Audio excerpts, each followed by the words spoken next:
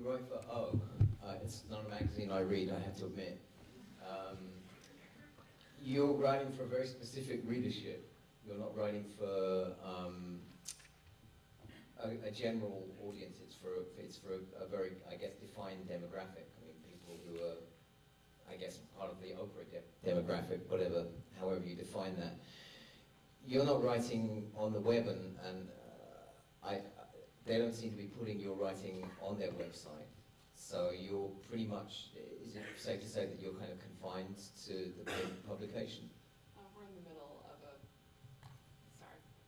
a web launch, and about 80 to 90% of the magazine's content will be online. So at that point you'll be unchained.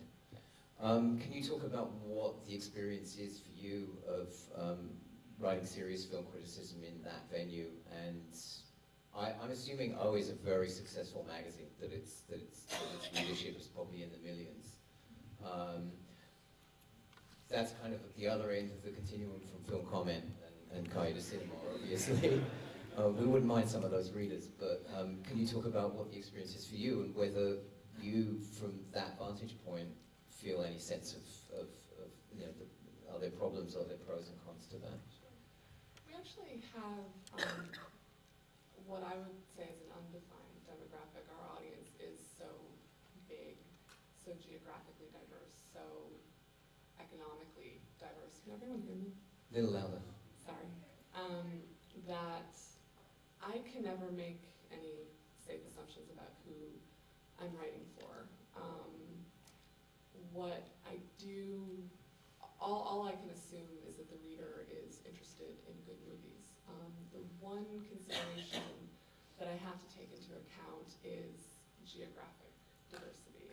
Not all of our readers live in a major city, and a lot of the movies that I'm interested in writing about and that the people in this room are interested in seeing, I would assume, are the kind of movies that open in a few cities, or you know, they have a more limited release. They're not necessarily the kind of movies that are at every multiplex. But luckily for me, the theatrical release is becoming less of a be-all, end-all, as the window between theatrical release and DVD closes, and as Netflix becomes a given, and as people see movies in different ways than just going to the theater.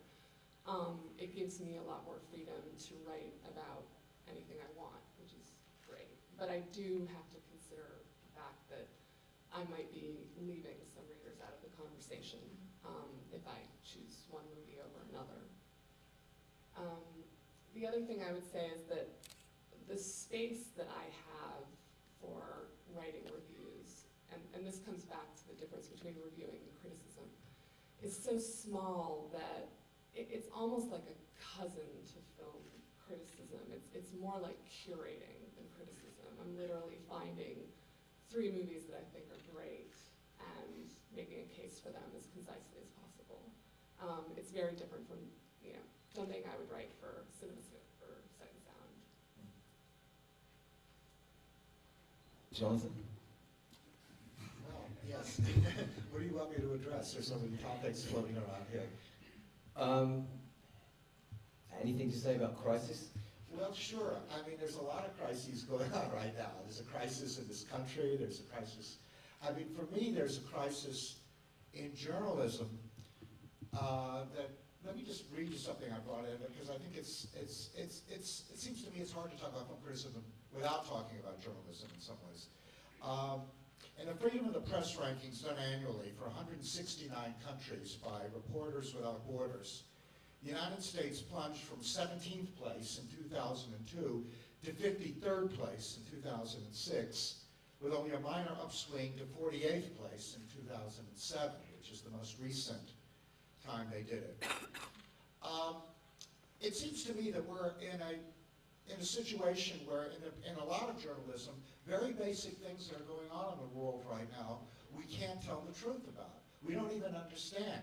I mean, for instance, we are currently occupying a country called Iraq, but this is not being called in journalism an occupation. It's being called a war that doesn't have clearly defined idea of what's a victory is or a failure, and in which the the will of, let's say, the people of Iraq is considered secondary if it's considered at all.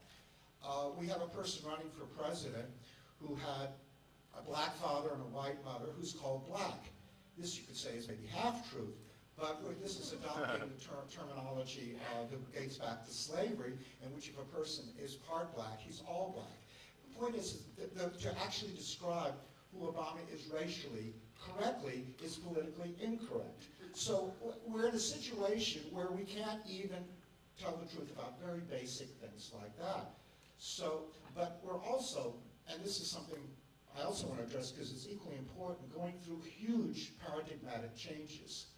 And to give you a basic example of this, I started out as a film critic in New York, Paris, and London. And at that time, you had to live in a city like that if you were going to learn about the history of cinema. Today, you can learn about the history of cinema anywhere in the world, virtually. Some of the most sophisticated film venues exist in places like rural Argentina, and people, the most sophisticated film viewers I know live in the middle of nowhere. Whereas it once, if I really wanted to know what was going on in film, I would read the New York Times, which I still read. Today, no, I would not read. That's not where I go. I would go to my man David Hudson, actually here, who is actually able to tell me every day what's going on in film criticism around the world. I would read writers like Pasquale in Strictly Film School. If I go to the New Yorker, now this is just a personal thing, instead of going to the back, I would be more likely to go to the front to find out what's going on in film. So all of these things are different versions of big changes. They're changes about whether, which even relate to whether the future of cinema is in theaters or not, because there's some arguments that maybe it's not. And that changes whole notions of community and notions of audience. But what I do find is that even though there's more of everything on the internet, which makes it very confusing, I find that I'm constantly meeting people in their 20s who know much more about film than I possibly could have in my 20s. So I can't think that it's either the end or the beginning of anything. It's that we're right in the middle of a lot of very big changes in which you're using old definitions for new things that are going on, and so there's a lot of confusion.